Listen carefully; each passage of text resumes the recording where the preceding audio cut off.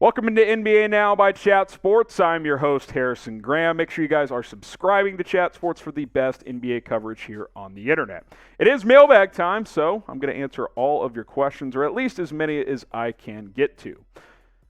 Let's start with Kai Soto fan 22. Are the Mavs done making trades, or could another move be coming? I think another move is definitely possible because after trading for Christian Wood, the only real asset Dallas traded was their draft pick this year, number 26 overall. They still have lots of other assets. These are some tradable pieces that Dallas has. Tim Hardaway Jr., Spencer Dinwiddie, Jalen Brunson in a sign-and trade, although I think he'll be back in Dallas. Maxi Kleber, Davis Bertans, Josh Green, a couple of first-round picks. None of those assets are incredible, but they're all movable contracts. Obviously, the future first-round picks. There's some second-round picks they could trade as well. I definitely could see another move for Dallas. They also have a trade exception of about $10.9 million.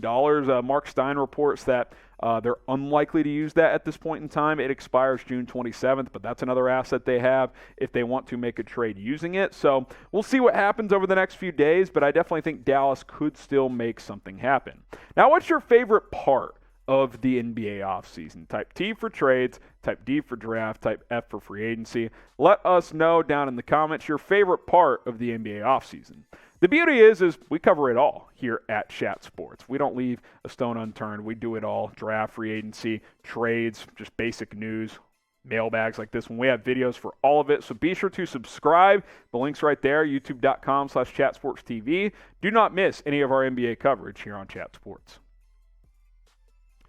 Lakers all day dope. If the Lakers are interested in Kyrie, what will they do about their draft pick? Well, if the Lakers are interested in Kyrie, they don't have a pick anyway, so you're all good on that front. Stephen Curry asks, what's up, Steph? KD to Golden State. I don't think that's happening. I don't think he's going back to the Bay. First of all, the Warriors, if they were going to do that, basically have to say goodbye to Jordan Poole and Andrew Wiggins. I don't think they're doing that. I think that ship has sailed. He helped them win a couple of titles, and he moved on. So I think the Warriors have moved on also. Aladdin the Magic, will Kevin Durant sign with the Orlando Magic? No. Honestly, if I ranked the 30 teams in the NBA that Durant could go to, which, by the way, he's not a free agent, have to be a trade, I think the Magic are somewhere between 28 and 30. I mean, they're near the bottom of the list, I got to be honest. So I don't think that's got any chance of happening. Evan Hinders, what's more likely, Chase Sr. coach in the NBA or LeBron be a coach? I love my boy Chase, but LeBron coaching's more likely, right? Because he's a professional basketball player, and Chase is an on-air talent here. And, hey, well, we ain't losing Chase anyway, so it's all good.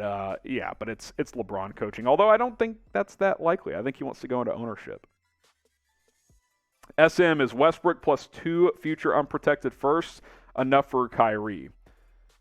I mean, if Kyrie tells Brooklyn, hey, I'm not coming back, he has a player option, I want to go to the Lakers, then he opts in and trades, I don't think you'd have to give up 2. I think Westbrook and 1 first would probably do it because Kyrie could just opt out and sign elsewhere. He's got a player option. He is not stuck in Brooklyn. So I don't even think it would take that much. Now, the Nets would not take Westbrook. It would have to be a third team involved, but maybe they'd get a first and a third team could get Russ.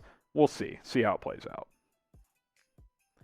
Shea Ogunnubi, trade Kobe White for Aaron Nesmith.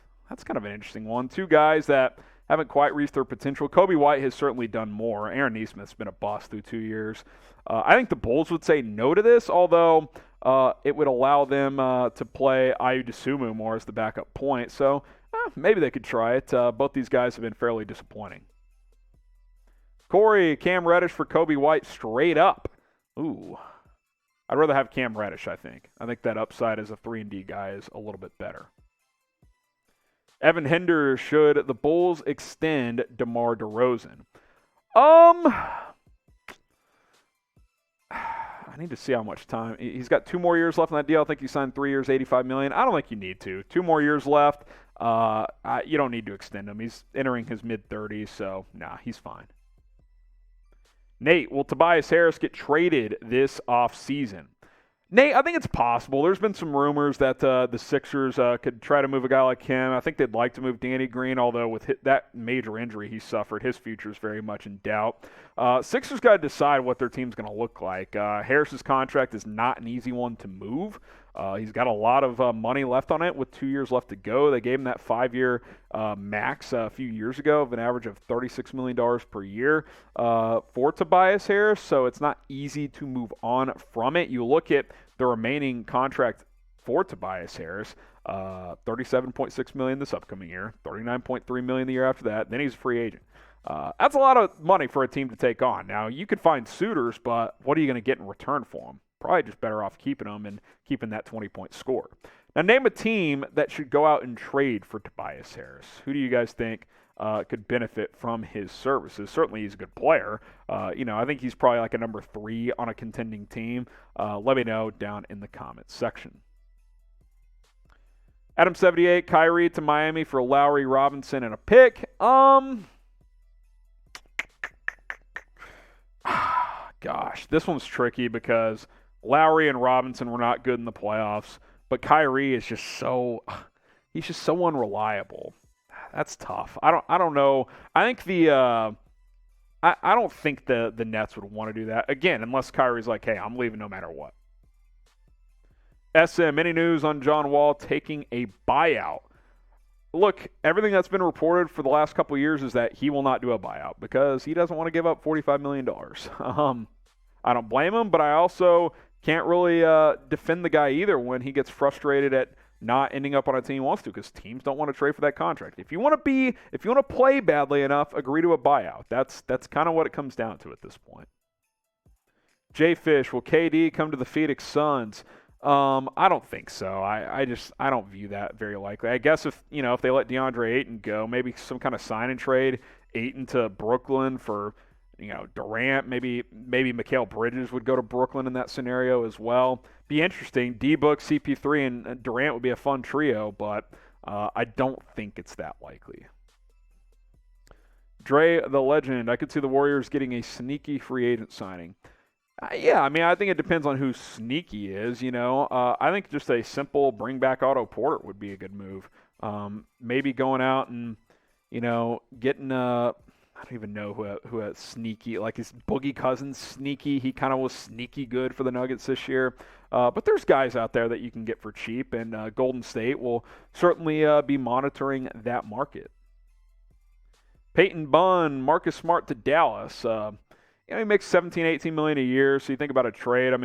Tim Hardaway back to Boston. But again, Boston would need a point guard in that scenario, so I don't think it's that likely. I'd love to have him in Dallas because, he's a point guard that doesn't need to play on the ball. Luka Doncic would control it. He could be the 2 guard that plays defense. Now, I do wonder in that scenario where Jalen Brunson would fit into all of this, but great defensive player, great energy guy as well. Chris Nagel, KD to the Bulls. That would be interesting. KD to Chicago. Maybe you trade Nikola Vucevic somewhere as a part of a 3-team trade. Patrick Williams maybe goes back to Brooklyn. You get KD there. Again, in this scenario, this only happens if Durant asks out, which if I'm Durant, I'm considering that. But Chicago's an interesting one. They actually have some assets that could make it work. Now, they don't have a ton of draft picks they could trade, but a guy like Patrick Williams is valuable. You can move Nikola Vucevic's contract. You got young pieces like Kobe White and Ayo Dosunmu that teams would be interested in. So, yeah, Chris, I wouldn't completely rule that one out. Robert Bruce, hello, Harrison. Hello, Trace. Everyone behind the scenes, thank you. Celtics need a true point guard and wing scoring off the bench. What do y'all think? Yeah, I thought Marcus Smart made some improvements this year. I thought he was a smarter player, no pun intended. But I would like at least the backup point guard to be a true point. Like, is Peyton Pritchard a true backup point? Maybe you go get a guy like a Goran Dragic to run that second unit. Some wing scoring off the bench. An Otto Porter type would be nice. Nick Batum is a free agent. I think a couple of vets that could come in and score and play some defense for you. So those are a couple of names to monitor, Robert. Ben the Dubs fan, how much will Kevon Looney get on the open market? That's a big question. Obviously Golden State wants to know, and other teams want to know as well. I think he could get the full mid-level. Really good defender that can switch on screens. Now, he's a little undersized, so you get these big centers like Joel Embiid. He's not going to shut them down, but he can switch on screens. He can also rebound really well. He can score around the basket, plays with good touch. So I could see someone throwing the full mid-level, like 3 years and $30 million at him. Be interested to see what he does. Does he take the most money he can get? Does he go back to Golden State for a cheapish deal? We'll have to wait and see what happens. Where will Kevon Looney play next season? Predict it for me down in the comments section. Where do you guys think Looney will end up next year? And yeah, it could still be Golden State. Alec G, Steve Nash or CP3 for the best guard to never win a ring? Oh, gosh. That's tough. It's possible CP3 has surpassed Nash, although Nash won 2 MVPs, man. That's tough. Allen Iverson's another one that would be up there. He didn't have the longevity of CP3, though, or even a Nash. But, yeah, I mean, you could go either way, Alec. Those were a couple of guys that had great careers but could never finish the deal. Jordy Marteau, what do you think about LeBron not responding at the extension for the Lakers? It's a good question, Jordy. I think he wants to see how this offseason plays out and then see how the season plays out. I don't think he wants out this year, although there have been some murmurs, maybe LeBron's, looking at a trade possibly. I don't foresee that, but I do think he wants to get a feel for how things are going to be under Darvin Ham and then go from there. He also has Bronny, who's coming up the wings soon. He wants to play with him in a couple of years in the NBA if that's a possibility. So he's got a lot to consider. Plus, LeBron hasn't been a true free agent in a while. So maybe he just wants to play next year out and then enter free agency next year and see how that goes. The Ronan 99, do you keep or trade Grant? Talking about Jerami Grant, I would probably trade him if I could get good assets. If I'm Detroit, get more assets, build around Cade Cunningham, because as long as Grant is there, he wants to be the number one guy, but really what you need long-term is for Cade Cunningham to become that guy. That's what you need to happen. So I would trade him, see what you can get for him, and then continue to build. Last question here, bro, football and basketball. Curry all-time rank. I tweeted this after that he won Finals MVP and after the Warriors won their 4th title in 8 years. I think he's top 10 now. I wouldn't quite put him top 5 yet for a couple reasons. One, he's never been a great defender. He's got better. He has quick hands. He does get steals, but he's not a great defender, so it's hard to be top 5 in that scenario, at least for now. But he changed the game with his shooting and his range, and obviously he's a great competitor, a great leader. I think he's the best pure shooter I've ever seen. So top 10, I think, is where he's at now with the potential to end up top 5. Subscribe if you love the NBA. We'll continue to bang out videos every single day here on Chat Sports. The latest NBA news, rumors, free agency, trade stuff. We got it all. Hit that big red button and subscribe.